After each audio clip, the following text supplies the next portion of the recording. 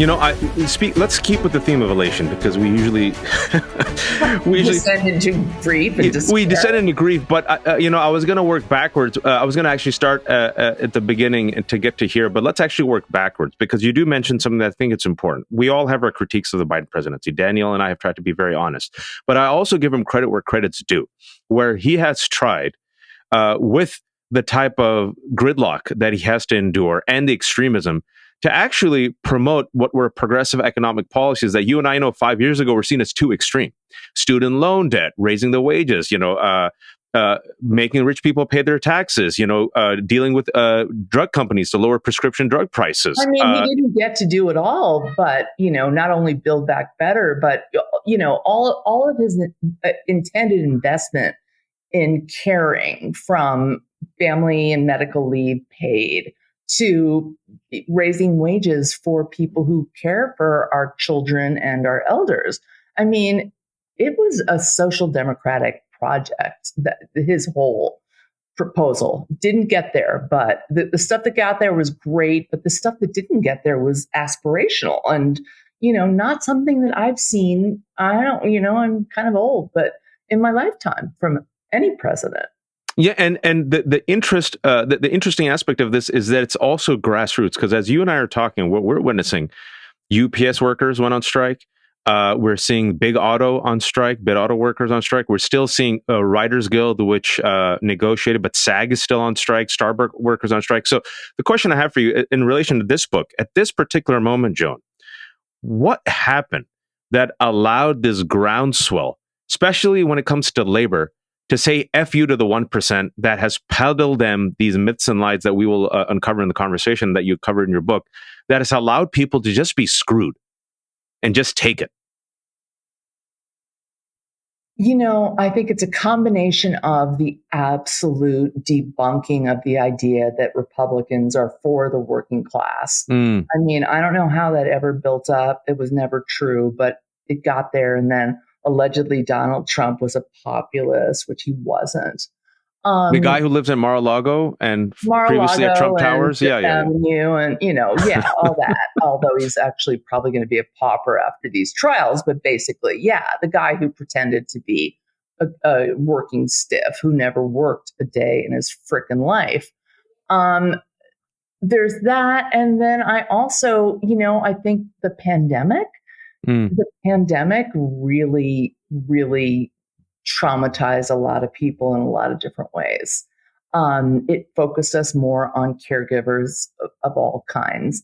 And it focused us more on essential workers, which are, virtually every worker, including your Starbucks worker who you go in and your shitty job and you get your coffee and they put a heart on it and it makes your day. I mean, I just think there's just a little bit more empathy among the working class. And I think there's more suspicion about the way that the ruling class gaslights us. I'm not sure. I'm really trying out this answer on you, so I hope it works. But it feels right. I mean, some of it feels right. There's more. There's a lot more. I don't know. It's a really smarter people than me will write, history books about it because it really has happened. And no, I think you're right. I think the pandemic, and Danielle and I have discussed this often on our show, is it flattened all of us, perhaps unequally. And it gave people pause because in America, you work 2 jobs just to stay broke. People just don't have time. And I think when people just got some time to reflect, they're like, I'm working my ass off. I might die. And why? Like, why am I not paid a living wage?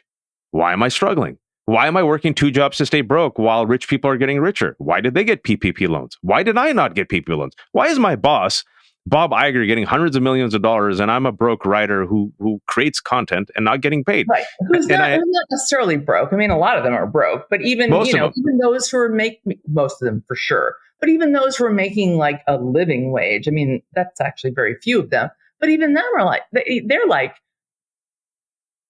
we do so much, we work so hard. I mean, I think a lot of people got to the point of we do so much, we work so hard.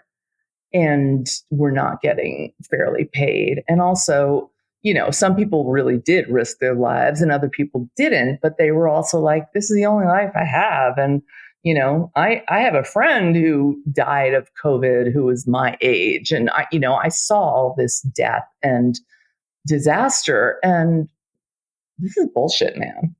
Yeah, corporate bullshit. Yeah.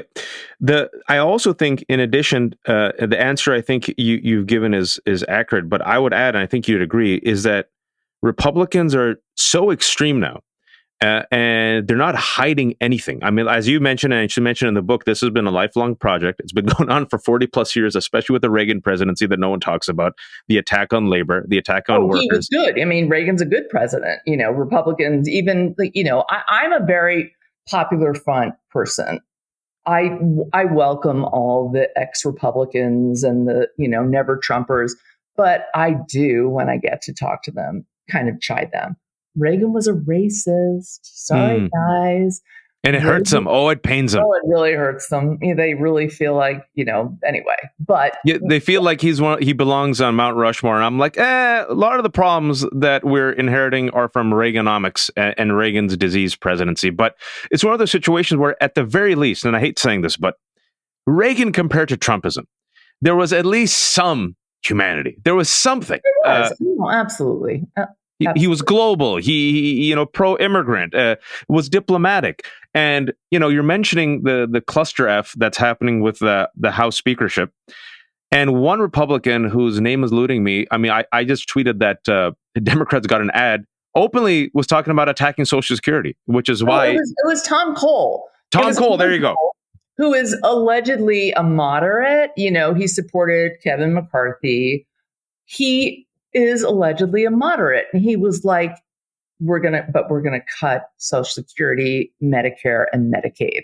I mean, even Reagan wouldn't do that. I mean, it's weird because we're living in a time where all of the really hateful and murderous threats against democracy, and especially people of color, really have to take precedence. They do.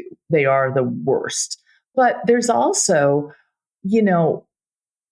they're coming for Social Security and Medicare and Medicaid and things that, Republicans like Reagan knew you probably have to protect. Or don't say out loud.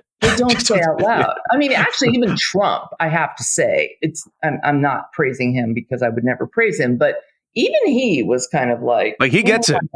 Yeah. I don't know about Social Security and Medicare. It's probably a bad idea to say that. So, it's just really, there's all this stuff up front that's horrible. And then there's also stuff behind the scenes that's also really horrible. And then the behind the scenes one, if you don't mind, we just also found out today that Harlan Crow, the billionaire who collects Nazi memorabilia, as one does, is the biggest donor to Cornel West. I saw that. I mean, if I were Cornel West, I would quit. I would resign from running for president. I would throw myself at the feet of anyone who would forgive me and say, please forgive me. The idea that he would take that money when he was, I was in the Democratic Socialists of America briefly. I am a Michael Harrington socialist. Our listeners can look that up. He's been dead a long time. He was a socialist who led socialists into the Democratic Party and said, there's no third party option. You've just got to make this a social democratic party. And that is what I think I am. And Cornel West was, a Michael Harrington person who was back in the day, all the good things. And now he's taking money from Harlan Crow, a freaking racist and also, ultra conservative, anti-poor people, gazillionaire. Like, what happened, bro? Like, I know he's got some tax debts, but there are other ways to eat. There are other ways to eat. There are other ways to eat. It's the corrupting influence of money, right? Which corrupts not just Republicans, but like you said, even folks like Cornel West who know better and who've entered it. And the corrupting influence of money and how money is used by those who have money to protect their own assets. It's like a through line in your book. And one of the ways, and I think what the book does really well, it shows how they've spent so much money creating boogeymen. And you mention it, the big S word, socialism. Can you explain to us how that has been used and is still used to attack the very same policies, Joan, that people love, like, wait for it, Social Security and Medicare?